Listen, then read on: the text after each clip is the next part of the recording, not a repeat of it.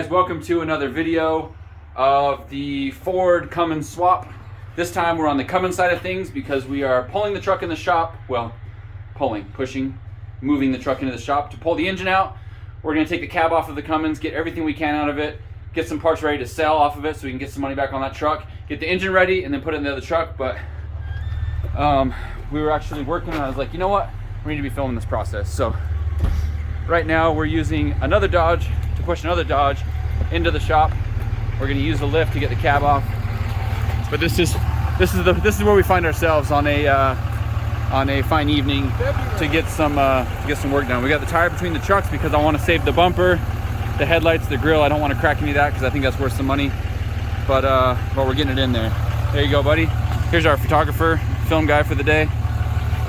Let's get back to it. Well, for the evening.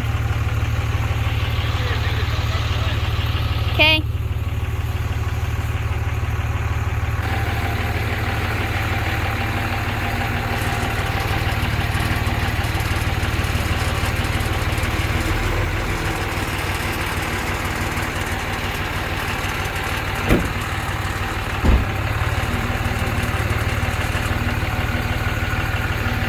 The rubber donuts.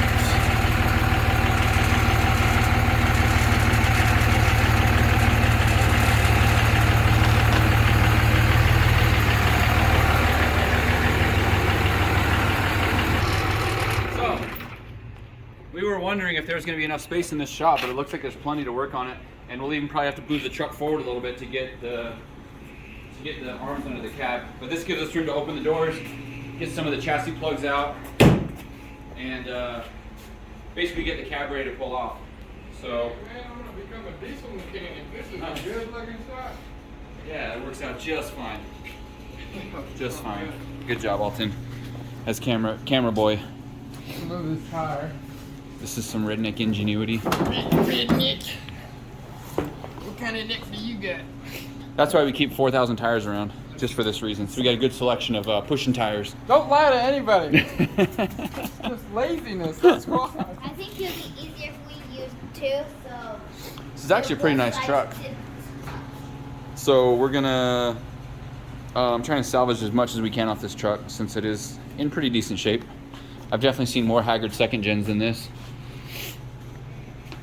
All right, on to the next step.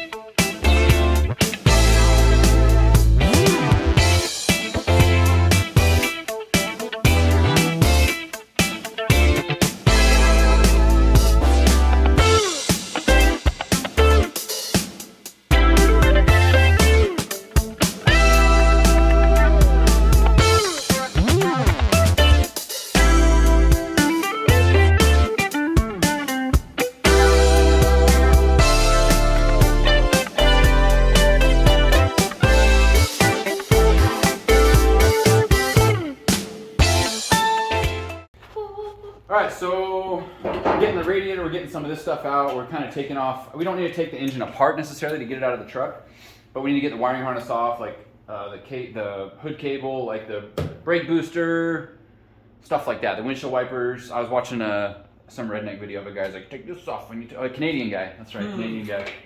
Not a redneck. Take this off and take this off and take this off, and so I'm kind of following that.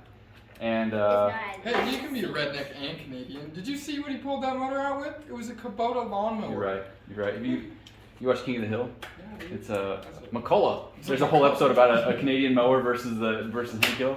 I got the McCullough mower. Anyway, that's what it makes me think of. Yeah, dude. This is a new alternator. There's actually a lot of new parts on this. So I was going to talk about that. This truck, since I have another Dodge, even though this is four-wheel drive, it's basically the same as my other truck. So I'm going to keep as many spare parts as I might possibly need in the future. So instead of like cutting the wiring and cutting all this stuff, I'm trying to keep some stuff that we can use to keep my other truck on the road for as long as possible. Not engine related, because this whole engine, everything here is going in the Ford. But the swap kit comes with Ford alternator bracket and a Ford power steering bracket. So like all of that stuff can come off of this and save for my truck because it uses the Ford alternator, Ford power steering, uses Dodge AC. Really? With a different bracket. But yeah, anyways, I'll probably upgrade the turbo too. I think we'll be a little bit better. Did I tell you the swap kit comes with a manifold? 3-piece? No, it's a one piece, but it puts the turbo like away from the Ford like heater box and stuff, so it'll be a little bit further over. Cool. So like all the intercooler piping's gonna have to change anyway. The downpipe will have to change. What AR is this? Stock? Whoa. Stock AR. So we're gonna keep cruising along. We're having a good night. What time is it? 10 o'clock? It's 10:30. 10 o'clock, and we're jamming. We'll see how far we get tonight, but more time lapse. Ready, go.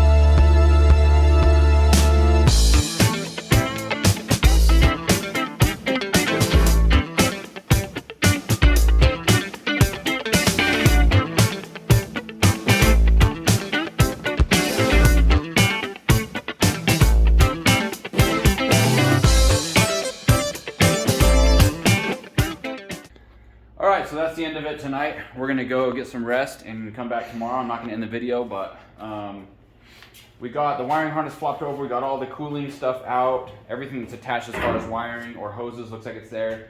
I've got to disconnect the steering column still. I've got to disconnect like the automatic transmission cable.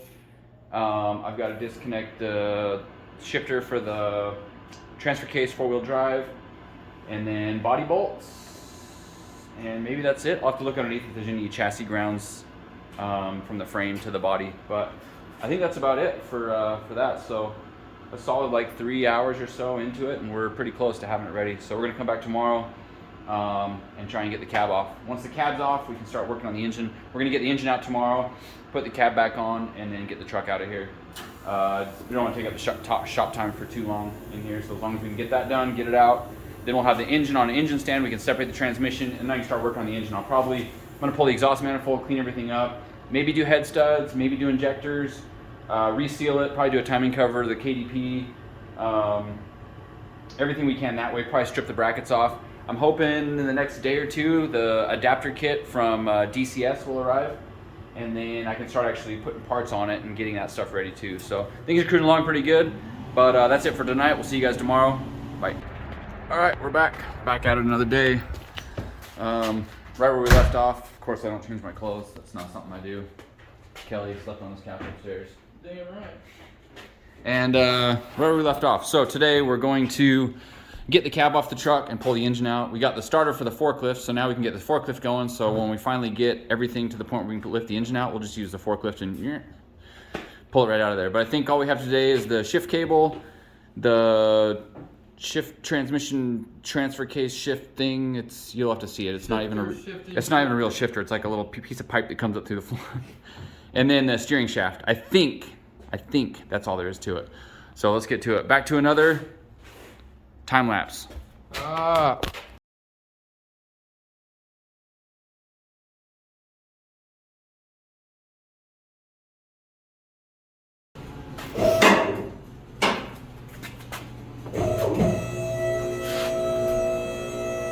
Hey, looks good. Okay. Sorry. That was an excited hey, not like a we got a problem hey.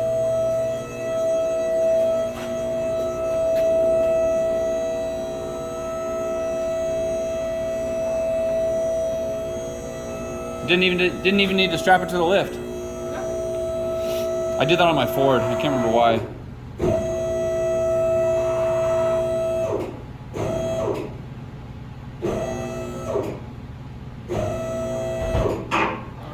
Nice. Got full access to this thing now. Full access. Don't think that this is attached. It's not. Gotta make sure the people know. The people were worried. On to the next step. So what's wrong with this? It's broken. Broken transfer case. Also, it's not a purple transmission, so you know it's not good. Yeah. Well, I've heard bad things about the purple ones too. Yeah. Like the input shaft spray. Yeah, I've had that happen. Oh, this is a nice looking downpipe. I should put this on my other truck. Look at that thing. Okay. You should put this on your Ford. Okay, on to the next step.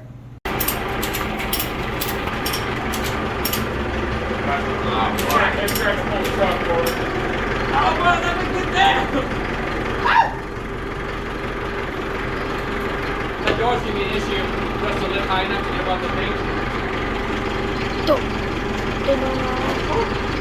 What's going on here? Who did this? Nonsense! Energy, I said! You're welcome. Hey, that's my little man. Untying a knot. Can you just use the warm lens to lift the door? Yeah, if you want to bump it up.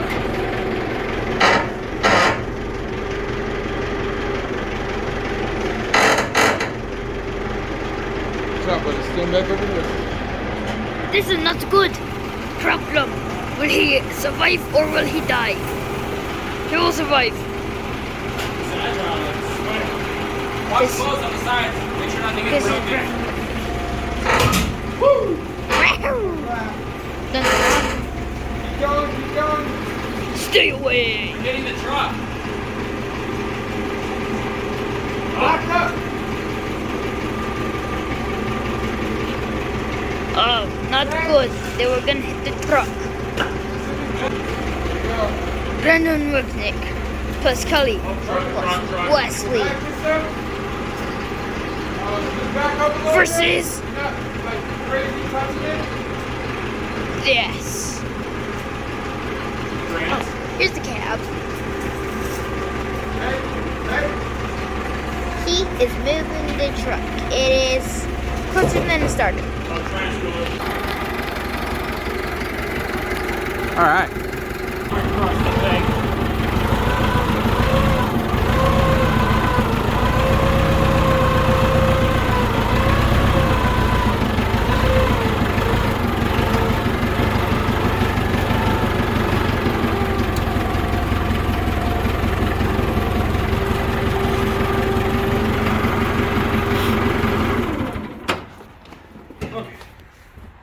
What's that? Oh, it was just the plug-in heater. Oh, alright. We can deal with that. Yeah. Truck door? Yeah. All right. I guess before we work on this, we got to go put the cab back on that truck and get it out of there. But that's a little too boring for this video, so I'm gonna skip that part. Next thing's next. We're gonna get that motor torn down. All right, guys, we're back to it on the Cummins. As you can see, we got it torn down pretty far. We got the front cover off, and I just wanted to get everything cleaned up. So we basically just took the front cover off to get it clean, and then we're gonna reseal it. I don't want any leaks on this engine, so I'm gonna reseal that. I got the oil pan off. I'm scraping the gasket now. We're gonna reseal all that. And then we got a rear main seal for it, a front main seal, all the gasket kit. We're gonna reset the timing to probably 20 degrees on the injection pump, and probably do a new water pump. We're doing 60-pound valve springs on it, and then we got new push rods, and I got head studs. So we got quite a bit of stuff, way more than I was anticipating doing originally. But I mean, if we got it to this point, we might as well do it. And right now I'm about to pull out a bearing cap and check and see how the bearings look on it. Because if we're down to this point and the bearings look worn at all or scored, I'm definitely just gonna throw bearings at it. If they look good, I'll probably leave it alone. Because these do tend to last a long time, and I don't think bearings suffer a lot of wear on these engines because they don't spin high RPM, right? It's got however many hundreds of thousands of miles on it, but at low RPM, you're really not doing that much damage to the bearings. There's not a ton of wear on it. So we'll check that out and see where it's at. But basically, at this point, we're just getting parts cleaned up, and I really want to get to the reassembly. Once we get it sealed up a little bit, I'm going to pressure wash the whole thing again and get it really clean. I thought about painting the block, but I'll probably just leave it alone. I don't know if I'm going to go that far on this one, because then really you should be taking this stuff off and all that. I'm not like a, you know, like diesel cat engine stuff. They just paint everything, the pumps, the everything, and I'm not trying to do that. I like more of a clean, like, you know, individual parts painted separately kind of look, and I don't know if I'm going to go that far on this one, so I may just leave it alone and get it cleaned up and run it like that. Give it to me, Kelly. What's going on? This is number 2. Number 2 what? Number 2 cam that I have. Explain what you're doing. I'm explaining. I don't care how many times you've done This is the second cam I've tapped in. ever in your entire life. Yeah, I've never tapped a camshaft. I don't think it's normal to be drilling and tapping cams. Yeah, we did this one inside the block too. What a weird thing. The Hamilton cam retainer. Oh, it's getting tight. So if you look up close, you can see this edge. This cam gear is pressed on, I guess, to heat the gear and then cool the cam, and then they slap it on with the Midas Zeus and hope that it stays where it's supposed to be, because they fall off. And we bought this nifty this ring, because if you like it, then you got to put a ring on it. Copyright damage. It's late.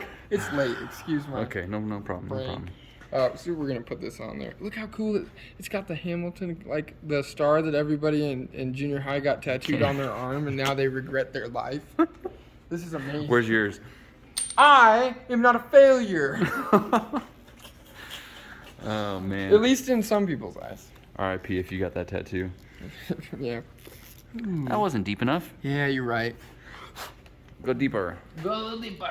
The problem is, I think the thing hit. No, it's not hitting. You don't think Is it so? hitting? I don't feel like it's hitting. Okay. Oh. You know, this is the worst, because if it does hit and then it pulls all the threads we just did. Oh, break the tap and then we're getting a new cam. That's still going. Look at that. You're going good. Sick. What does that noise? So, not a good noise. Oh, okay, let's pull it. Yep. This cam has got to be made out of like hopes and dreams. Hi. We're doing head studs. Brandon just got done doing the front 2 valve springs and the rear 2. When a inline 6 is at top dead center, like you've seen in all of his 2J videos, it goes 1 and 6, 3 and 4, and then 2 and 5. So boom, boom, boom, and you can do the opposing cylinder. Like, is that right? The right word? How does it do it? Boom, boom.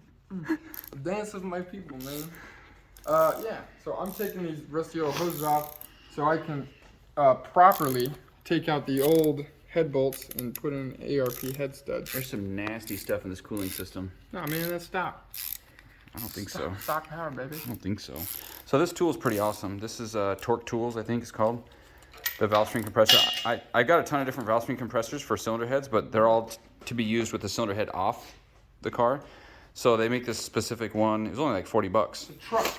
All this stuff, just a shout out. We're not sponsored or anything, but Diesel Auto Power has literally had almost everything we needed for this, and they're like right here in Layton, Utah. Yeah. And they sell like nationwide online, but they've had pretty much everything we need, and we literally just drive like 5 minutes up the road, pick it up, and come back. So that's been super helpful. Shout out to those guys, because they're like really cool. Take care of us and like make sure. Shout out to Casey Simpson. I want to shout him out. He's really good. So valve springs, this tool, the head studs. So they had ARP, but they also have this other brand, which is called Exotic. And they were a lot less expensive. And the guys at Diesel Auto Power said that people had good luck with them. And so we decided to go with them. Another thing that we just found out about is you have to cut the rocker arm pedestal. You have to cut 0.02 off of where the head stud sits so that it doesn't hit the valve cover or something like that. So unfortunately, my mill stopped working the other day. So like I could totally just chuck these up and do it really quick, but I can't now. So I don't know what I'm gonna do about that. So for now, as we're assembling it, we're just gonna put the stock head bolts back in the center, and then we'll do the head studs later, but we'll have like 80% of the head studs done. We also got new push rods and a bunch of other unnecessary stuff. Oh, we're doing valve stem seals too. So it's a nice refresh. We resealed the gasket behind the pump. We turned the pump timing. Oh, check out this fancy contraption. We printed a wheel off on paper and then used some welding wire to mark 12 degrees and then just blasted a hole in the middle, used a bolt. And I'm pretty convinced that that's as accurate as we need it to be. KDP delete is installed. Not delete, what's that called? The KDP anti-killer stopper. Killer dowel pin. Killer dowel pin stopper. Yeah. We're not installing a killer dowel pin. No. We're stopping the killer dowel pin from doing damage. It's got English. We deleted this thinger-dinger, what's that called? The fuel pump, lift pump. Lift pump. And then we may or may not bypass this. We'll have to see what the Ford has for fuel pumps, but I wouldn't mind having like multiple, or not pumps, filters. I wouldn't mind having multiple filters. So it should just be a feed and a return line that comes from the Ford to this. And then we still got to get into the P pump and do all the fuel plate mods and the thing and slide the plate and cut the thing and do the other thing and the governor springs, all that stuff. Do you know what I'm talking about? You know what I'm talking about, man.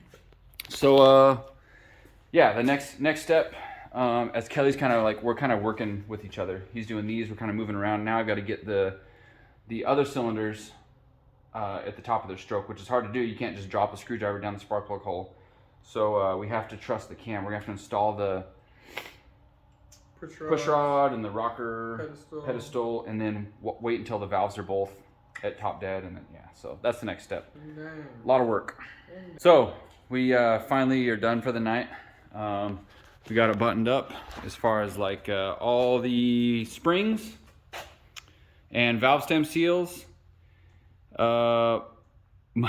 most of the head studs.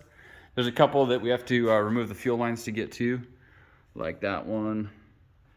And what was the other thing? Oh, the middle valve stem seal, or the middle. I'm tired. Pedestal. Yeah, the ARP head studs that go through there, the pedestals have to be cut down. So I got to fix the middle or take them somewhere in order to do that. But oil pan is bolted on. What the heck happened to it, man? It's fresh and clean. That's not factory. And then we're gonna paint the front cover tomorrow, get that installed, and then I can push it outside and wash it because everything will be sealed up nice and tight. And then finish cleaning it up, and then we can start bolting the adapter parts to it, like the motor mounts, the rear transmission adapter plate, and whatever else I can't even think of. I'm tired. It's 3 a.m. now. It's time to go to sleep. So thanks for watching, guys. Make sure and follow along because there's plenty more to do on this and the other cars. Each one has their own individual build series, but I appreciate you guys watching. Please like and subscribe, and we'll keep doing more of the same. Okay, bye. This is a tour of the upstairs part of Kelly's garage. Storage for car parts over here and helmet. Come to some other stuff for like painting, a fan, some wood in pieces. Oh look, an Xbox. A car simulator for the Xbox, a nice couch, ooh, some food,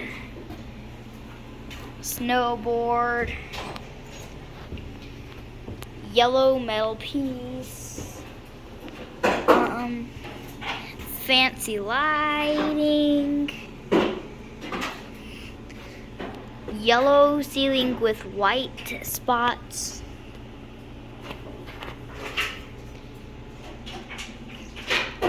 box, hidden mysteries. What does it contain? Oh, money, a cat, some paper, a remote, some glasses, video game controller, a drink, pipe, metal bar, tripod, Hey, what are you doing up there? crane, Brandon Wignick, aka my dad, heater, and then that's basically it.